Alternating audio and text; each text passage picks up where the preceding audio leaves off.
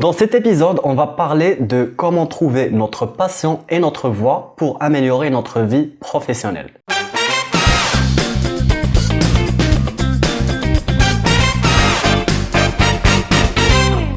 Salam alaikum et bienvenue dans un nouvel épisode de Blabla Time. Aujourd'hui, on va faire quelques exercices pour trouver notre passion et notre voie. Qu'est-ce qui nous passionne? Qu'est-ce qu'on peut faire sans modération? Qu'est-ce qui nous rend heureux? Et comment on peut incarner ceci dans notre vie professionnelle pour mieux nous épanouir? Donc pourquoi on se focalise sur la passion en premier lieu? Je ne sais pas si vous le savez déjà, mais vivre de sa passion vous permettra de rapporter 8 heures de joie par jour. Être passionné et en vivre vous rendra plus heureux, plus enthousiaste, vous allez avoir beaucoup d'énergie, vous n'allez pas avoir cette boule au réveil et ça va se refléter sur votre vie personnelle et professionnelle, vos relations et votre mindset. Donc aujourd'hui, je vous présente cette technique qui va nous permettre de trouver notre passion, trouver notre voie. C'est une technique d'origine japonaise qui est bien Ikigai. I-K-I-G-A-I. En la traduisant tout simplement, c'est the reason for being, ou bien c'est la raison d'être. C'est la raison de se réveiller chaque jour, c'est cette raison qui nous donne cette motivation pour aller en fait chercher plus loin et c'est ce pump qui nous pousse à faire quelque chose. Donc Ikigai se présente par un schéma de 4 cercles qui se remplissent selon 8 catégories. Donc on commence par les premières principales catégories qui est bien ce que j'aime faire, ce que je sais faire ou ce que je maîtrise, ce pourquoi je serai payé, ce dont le monde a besoin. Donc il y a ces 4. L'intersection entre ce que j'aime faire et ce que je sais faire est la passion. C'est ce qui est défini. C'est l'intersection entre les deux, c'est la passion. L'intersection entre ce que je sais faire et ce pourquoi je peux être payé, c'est notre job ou bien notre profession. Ce que j'aime faire et ce dont le monde a besoin, ça c'est notre mission. Et l'intersection finale, c'est entre ce que le monde a besoin et ce pourquoi je pourrais être payé. C'est notre vocation tout simplement. Aujourd'hui, on va se focaliser sur l'intersection qui est bien la passion. C'est comment on va trouver cette passion. Donc, c'est l'intersection entre ce que j'aime et ce que je sais faire. Donc, maintenant, ce qu'on va faire, c'est qu'on va travailler sur 4 catégories. Et ça va nous permettre de définir notre passion. Donc, la première catégorie qu'on va lister, c'est ce que j'aime faire et ce que je sais faire. Ne faites pas l'erreur en fait de vous limiter à tout ce qui est en fait catégorique, genre j'aime danser ou bien tout ce qui est loisir ou bien sport. Ça c'est évident, c'est quelque chose que vous aimez faire. Et le but de cet exercice c'est de travailler sur des choses qui vont contribuer au succès de votre carrière. Donc on va aller plus loin et on va creuser un peu dans votre vécu, votre passé et en tirer ce que vous aimez faire et ce que vous savez faire. Pensez au feedback que vous avez eu de vos amis ou bien de vos collègues lors du dernier projet ou bien ce que vous avez fait récemment. Pensez à la contribution que vous avez fait à un projet ou un travail d'équipe. Quel était le feedback de vos amis, de vos collègues? Est-ce qu'ils ont précisé que vous êtes doué par exemple pour ceci? Est-ce que vous aimez organiser des événements? Est-ce que vous êtes calé au niveau de la présentation et c'est ce que vous aimez faire? Donc on va lister, l'exercice aujourd'hui c'est de lister 10 choses que vous savez faire et que vous aimez faire. C'est quelque chose que vous allez faire sans effort, sans un effort additionnel. Pensez à quelque chose que quelqu'un d'autre en fait ne sera pas content de faire, mais pour vous, ça sera même pas un challenge, ça sera un plaisir. Donc c'est le but de cette catégorie.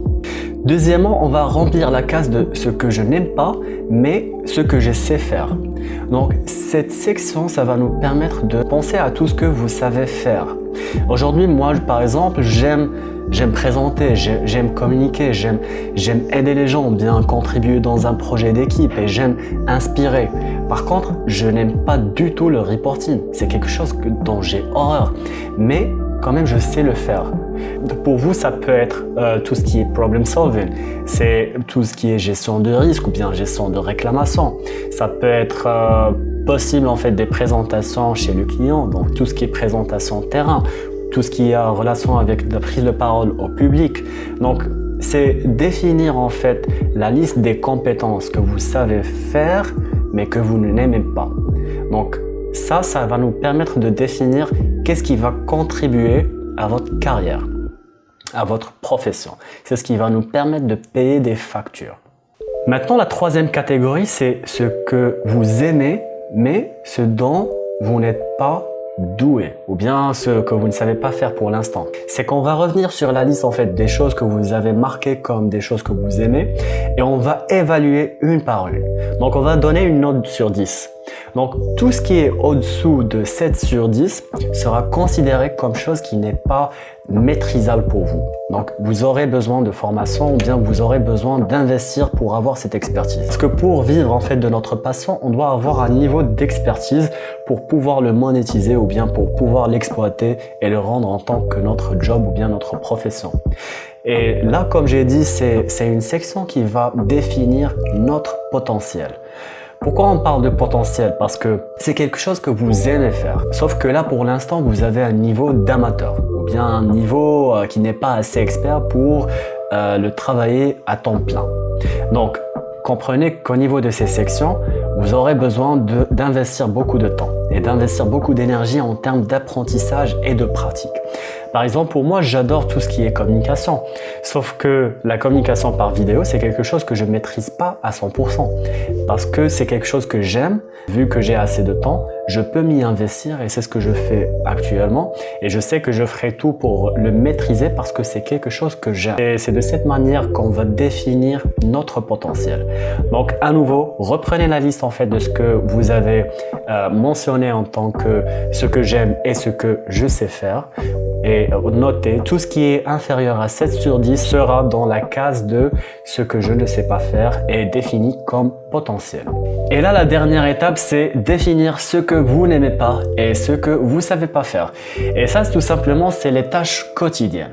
Ça peut être relatif à votre vie personnelle comme ça peut être le cas pour votre vie professionnelle.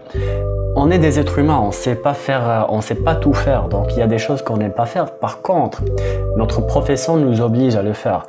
Donc, essayez de lister à nouveau. Donc, ne faites pas l'erreur en fait de zapper cette étape parce que c'est un assessment, c'est une évaluation en fait de personnalité, c'est une évaluation personnelle pour définir ce qu'on aime et ce qu'on n'aime pas. Donc, on va lister en fait 10 choses dans cette catégorie. Ne vous arrêtez pas si vous n'atteignez pas les 10 choses dans cette catégorie. Donc là, on arrive à une étape où c'est bon, on a les 4 catégories remplies. Alors la première sera, c'est ce qui définit votre passion. La deuxième, c'est ce qui définit votre mission, bien votre job. La troisième, c'est tout ce qui est potentiel. Et la fin, c'est tout ce qui est tâches quotidiennes. Et là, ce qu'on réalise, c'est qu'on passe beaucoup de temps au niveau des tâches quotidiennes et des tâches qui font partie de notre mission. C'est ce qui prend la majorité de notre temps. Par contre, c'est pas grave, on va dire, si vous avez l'ambition de sécuriser votre environnement ou bien vous avez des factures et vous avez des charges, etc. Donc, c'est très important, c'est un acte de responsabilité. Par contre, pour vivre une vie qui mérite d'être vécue, on doit investir notre temps et énergie dans la deuxième partie qui est bien passion et potentiel.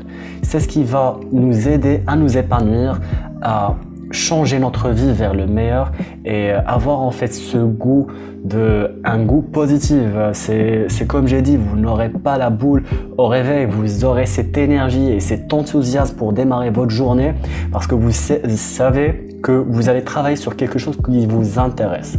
Et effectivement, ça demande beaucoup d'énergie et de temps à investir quand il s'agit de potentiel ou bien de passion parce que ces deux-là en fait ne veulent pas dire que vous êtes aujourd'hui expert et capable de vivre à temps plein, mais ça détermine au moins les choses qui font le plus de sens pour vous. Donc, Ikigai, en fait, ce n'est pas une méthode pour trouver un travail, mais c'est un self-assessment. Ça fait partie d'un exercice qui est très important, qui est bien le self-awareness. Donc, vous pouvez le faire à tête reposée, que vous soyez lauréat de grande école, que vous êtes en orientation en termes d'études ou bien en termes de parcours à faire par la suite, que vous soyez un employé senior et vous avez une carrière définie, ou bien vous êtes quelqu'un à la recherche d'un job mais que vous aimez aujourd'hui à définir une carrière sur le long terme qui vous intéresse et qui fera beaucoup de sens pour vous. Donc si vous avez aimé l'épisode, n'hésitez pas à liker. Dites-moi en commentaire qu'est-ce que vous en pensez. Est-ce que c'est une méthode que vous connaissiez déjà, Ikigai? Est-ce que c'est quelque chose qui vous intéresse à faire? Et si vous pensez que cette méthode peut changer la vie à un collègue, n'hésitez pas à la partager avec lui. Merci d'avoir suivi cet épisode. Je vous dis à demain, Inch'Allah, pour une nouvelle vidéo. Ciao!